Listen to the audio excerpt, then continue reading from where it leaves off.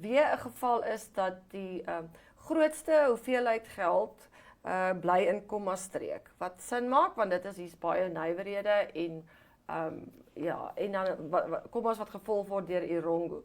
En Bango wat sê, maar jy het juist daai ontwikkeling en goed nodig in landelike gebiede.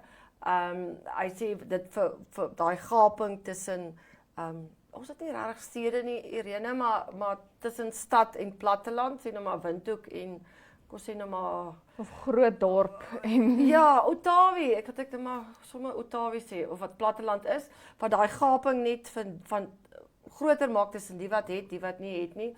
En iets waar hy ook Mango ook kommer uitgespreek het, is die feit dat